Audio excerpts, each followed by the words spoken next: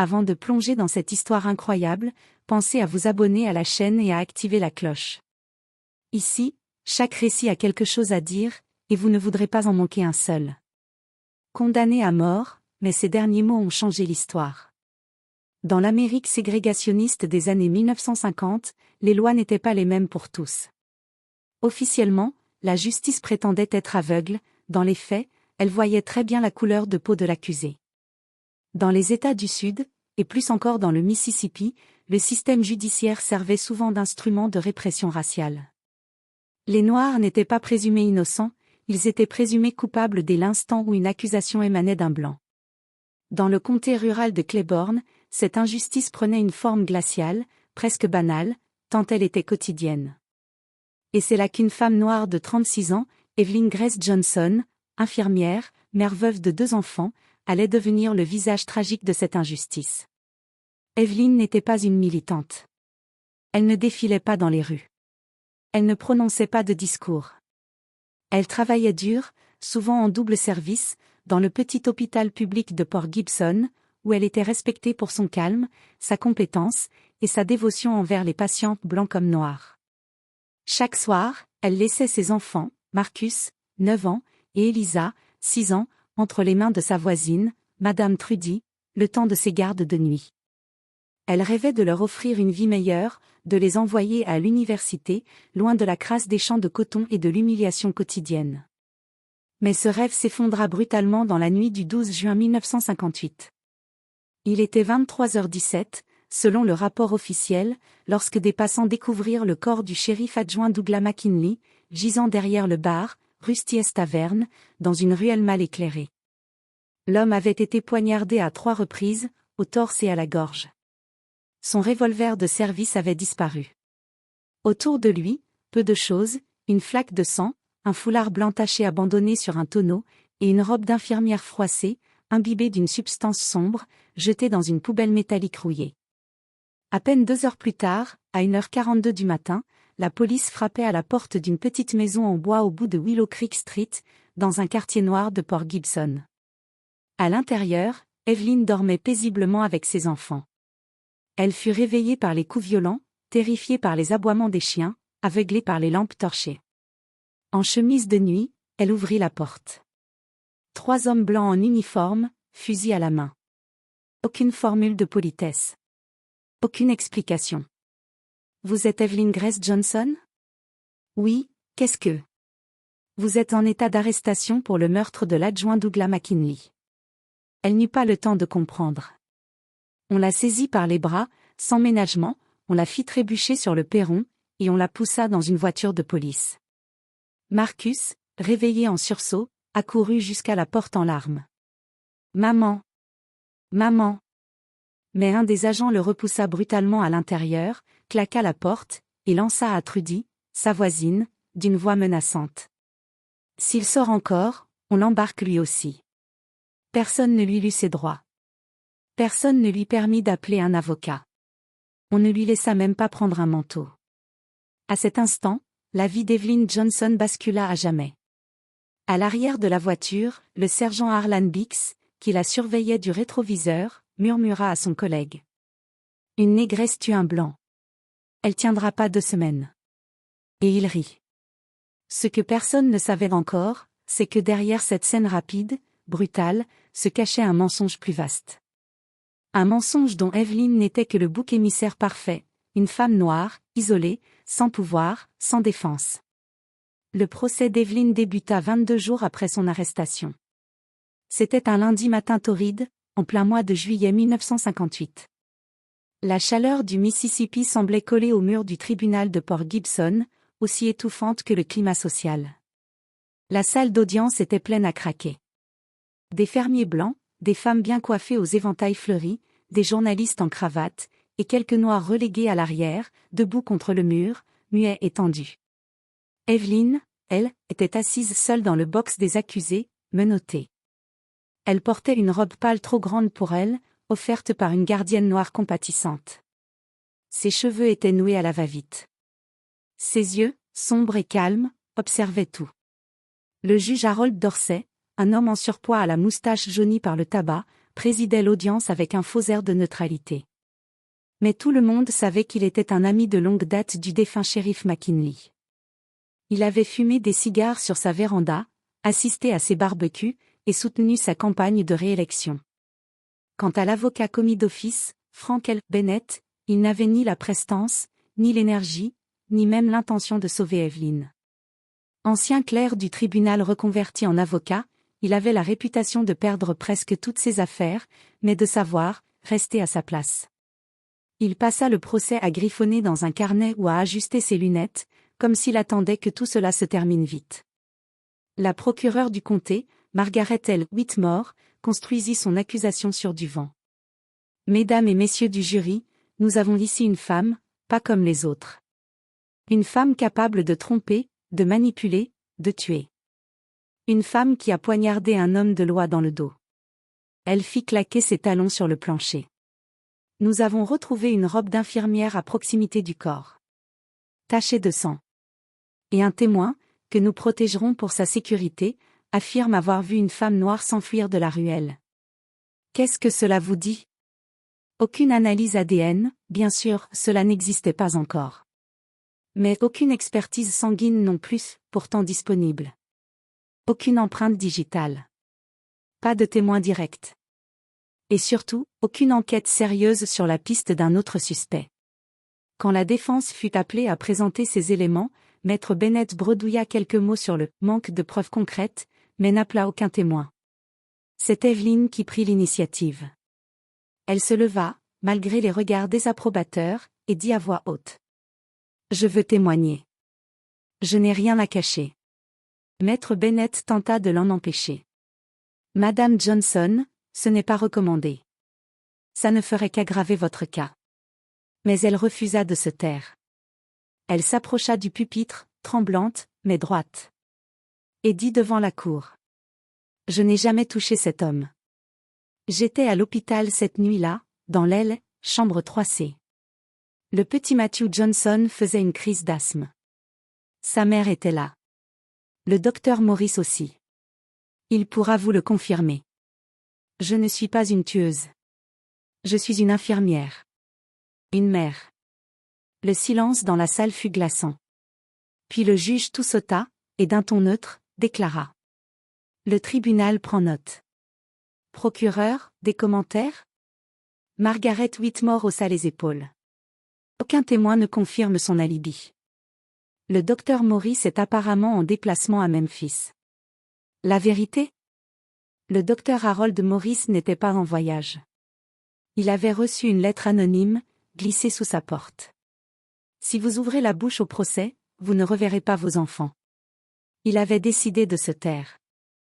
Le jury, composé de 12 hommes blancs d'âge mûr, délibéra moins de 2 heures. Certains avaient dormi pendant les plaidoiries. D'autres se contentaient de hochements de tête automatiques. Quand ils revinrent, le verdict tomba comme un couperet. Le président du jury se leva, son chapeau à la main. Coupable de meurtre au premier degré. Le juge Dorsey, sans même lever les yeux de ses papiers, prononça la sentence.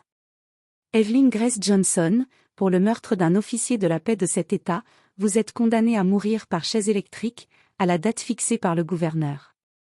Que Dieu ait pitié de votre âme. Dans le public, un murmure. Un soupir d'aise pour certains. Un frisson de terreur pour d'autres. Evelyn, elle, ne bougea pas. Elle baissa les yeux. Une larme coula sur sa joue, mais elle ne dit pas un mot. Elle venait d'être condamnée à mort non pas pour un crime, mais pour avoir été noire, pauvre et visible au mauvais endroit au mauvais moment. Dans la froideur austère de sa cellule à la prison d'état de Parchement, Evelyn Grace Johnson vivait ses derniers jours dans un silence pesant. La lumière blafarde traversait les barreaux, dessinant sur le sol des ombres qui semblaient danser au rythme de son souffle. Le bruit sourd des pas des gardiens, les claquements des portes, le grincement des chaînes, tout cela était devenu sa nouvelle réalité. Pour échapper à cette prison invisible, Evelyn avait trouvé refuge dans l'écriture. Chaque jour, avec un bout de crayon et quelques feuilles de papier jauni, elle traçait des mots d'amour et d'espoir à ses 2 enfants, Marcus et Elisa. Ces lettres, remplies de tendresse et de conseils, étaient son dernier lien avec eux, un pont jeté entre la mort qui l'attendait et la vie qu'elle voulait préserver à travers eux. Le soir, quand le silence s'intensifiait, elle ouvrait sa vieille Bible, un cadeau de sa mère, et relisait les psaumes, les passages qui parlaient de patience, de justice divine, et de lumière dans les ténèbres. Parfois, elle chantonnait doucement des hymnes religieux, sa voix tremblante mais pleine de foi, une mélodie fragile qui réchauffait son cœur et lui rappelait qu'elle était encore vivante, même enfermée. Parmi tous les visiteurs, un seul homme osait encore franchir les lourdes portes de la prison pour la voir, le révérend Caleb Turner, pasteur noir respecté et influent dans la communauté de Port Gibson. Chaque dimanche, il venait la voir, bravant les regards méprisants et la suspicion des gardiens. Il s'asseyait souvent sur un banc en bois dans le petit parloir, la lumière tamisée ne permettant que d'apercevoir leur silhouette. Il parlait longuement de foi, de justice, et de la vérité que personne ne voulait entendre. Un jour, Evelyn lui confia, la voix basse et pleine de tristesse. « Je ne peux pas comprendre. Pourquoi Dieu m'a-t-il laissé vivre jusqu'ici, pour me condamner à mourir ainsi? Je suis fatiguée, Caleb. Fatiguée de cette lutte que je ne contrôle pas. » Le pasteur posa sa main rugueuse sur la sienne, et répondit avec une force douce. « Parfois, Evelyn, les martyrs changent plus le monde que les rois. Ce que tu endures n'est pas en vain. Ta voix, même dans le silence, parlera plus fort que tous ceux qui veulent te faire taire. Ta vie est un témoignage, un cri silencieux pour ceux qui viendront après toi. » Ces paroles restaient gravées dans son esprit. Elle se raccrochait à cette vérité, même lorsque la peur la tenaillait au fond de la nuit. Le 17 septembre 1958 approchait, jour fixé pour son exécution. Une date gravée dans le calendrier officiel, mais qui allait devenir, contre toute attente, un tournant historique, un moment où la justice vacillerait et où la vérité éclaterait. À 19h30, dans la pénombre feutrée des couloirs de la prison d'état de Parchment, une cellule blanche et glaciale s'ouvrit doucement. Evelyn Grace Johnson, vêtue d'une robe grise simple et usée, avançait lentement, ses sandales effleurant à peine le sol. Son regard, habituellement empreint de calme, était désormais chargé d'une détermination contenue. Elle refusa avec dignité son dernier repas. Rien ne devait troubler la clarté de son esprit, ni le courage qu'elle s'efforçait de rassembler pour ce qui allait suivre. On la conduisit dans la salle d'exécution, une pièce impersonnelle et sinistre, aux murs blanchis à la chaux, illuminée par un éclairage brutal qui ne laissait aucune place à l'ombre. Au centre trônait la chaise électrique, son cuir usé et ses sangles froides prêtes à emprisonner un dernier souffle. Autour d'elle, une assemblée d'hommes blancs, vêtus de costumes sombres, observait la scène comme on assisterait à un spectacle macabre. Parmi eux, le juge Harold Dorsey gardait une expression fermée, presque impassible. À ses côtés, le procureur général de l'État, Margaret Whitmore, affichait un sourire satisfait, certain de la réussite de son œuvre.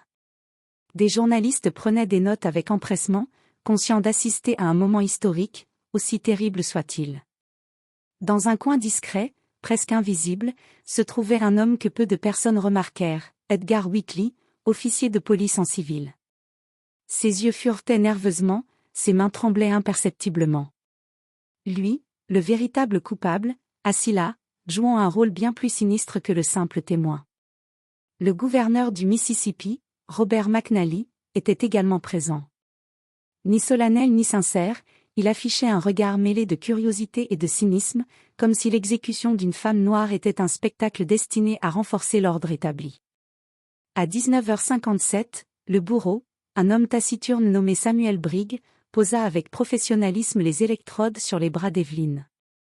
Le contact froid fit frissonner la condamnée, mais elle ne montra aucune faiblesse. Dans le silence absolu qui suivit, une femme noire allait être exécutée, accusée du meurtre d'un homme blanc, un fait qui, dans le Sud profond, ne faisait que confirmer l'ordre inégalitaire des choses.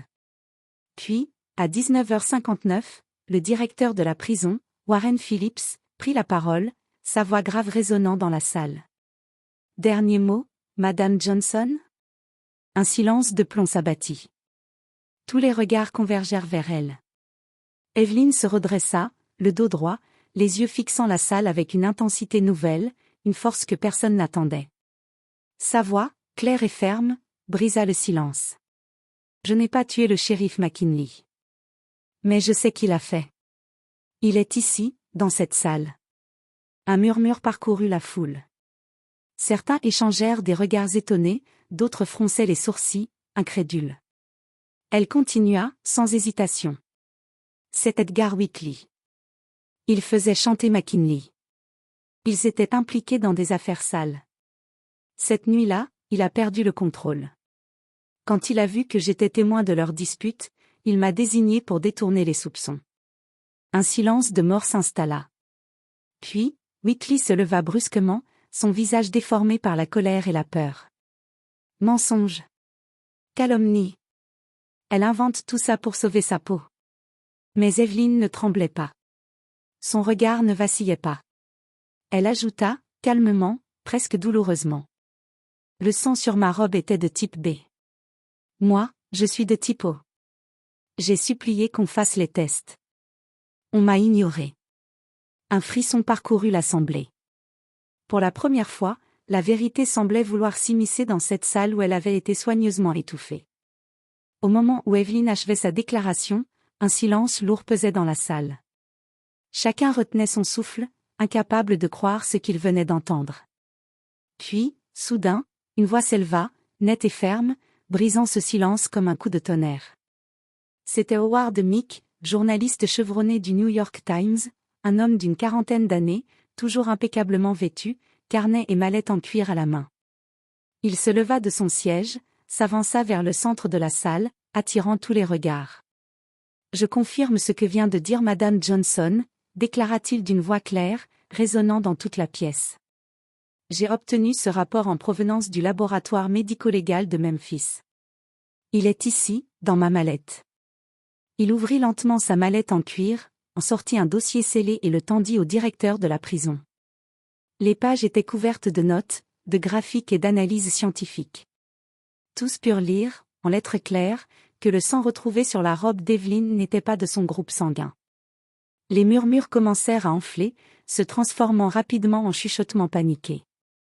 Le gouverneur Robert McNally, visiblement secoué, se leva précipitamment. Son visage pâlit et sa voix se fit urgente. « Arrêtez tout. Stoppez l'exécution immédiatement », ordonna-t-il d'une voix autoritaire. Il saisit son téléphone et composa un numéro en urgence, les doigts tremblants. « Procureur Whitmore, il y a de nouvelles informations. L'exécution est suspendue jusqu'à nouvel ordre. Je veux que tout le monde reste en place. Aucune sortie. » Le murmure dans la salle monta en crescendo, les journalistes s'agitèrent, les gardes se regardèrent, incertains. L'atmosphère, jusque-là chargée de tension, vira soudainement à la confusion et à l'excitation nerveuse. L'horloge murale affichait 20h13 lorsque le téléphone sonna de nouveau dans la salle d'exécution. Le directeur de la prison décrocha, écouta quelques instants, puis annonça d'une voix ferme. « Le sursis est accordé. L'exécution est suspendue jusqu'à nouvel ordre. » Les gardes s'empressèrent de détacher Evelyn de la chaise électrique. La tension retomba un peu, mais la pièce était toujours chargée d'émotions contradictoires. Pour la première fois depuis des semaines, peut-être des mois, une larme perla au coin de l'œil d'Evelyn. Elle se laissa aller, fondit en sanglots, comme si tout le poids du monde venait de s'abattre sur ses épaules. Autour d'elle, quelques voix murmuraient des mots d'encouragement, tandis que d'autres regardaient ailleurs, honteux d'avoir failli à la justice. Ce soir-là, l'histoire prit un tournant inattendu, grâce au courage d'une femme qui refusa de se taire, et à la ténacité d'un journaliste déterminé à faire éclater la vérité. À la suite du sursis inattendu et spectaculaire, une nouvelle enquête fut officiellement ouverte, mais cette fois-ci, elle ne pouvait plus être ignorée. Les pressions médiatiques, les appels des militants pour les droits civiques, et surtout la révélation accablante de Howard Meek avaient forcé le gouvernement fédéral à intervenir. Le dossier fut transféré à un groupe d'enquêteurs fédéraux spécialisés dans les affaires criminelles et les violations des droits civiques. Ces hommes et femmes étaient conscients de l'importance de cette affaire non seulement pour Evelyn Johnson, mais pour toute une communauté opprimée. Parmi les premiers actes des enquêteurs, la réouverture des auditions d'Edgar Whitley, l'officier de police en civil présent lors de l'exécution. Confronté à la pression, aux preuves tangibles, et à la possibilité de poursuites judiciaires, Whitley fut rapidement mis en état d'arrestation. Les enquêteurs découvrirent alors un réseau de preuves compromettantes, des relevés bancaires falsifiés, des lettres codées échangées entre Whitley et McKinley, ainsi que des enregistrements audio obtenus grâce à une source anonyme, qui démontraient leurs activités illicites: extorsion, corruption, trafic d'influence. Face à l'inévitable, Whitley finit par avouer sa culpabilité dans le meurtre de McKinley, expliquant comment il avait voulu faire porter le chapeau à Evelyn pour couvrir ses propres traces. 6 semaines plus tard, sous un soleil éclatant de début d'automne, Evelyn Johnson franchit enfin les portes de la prison, libre.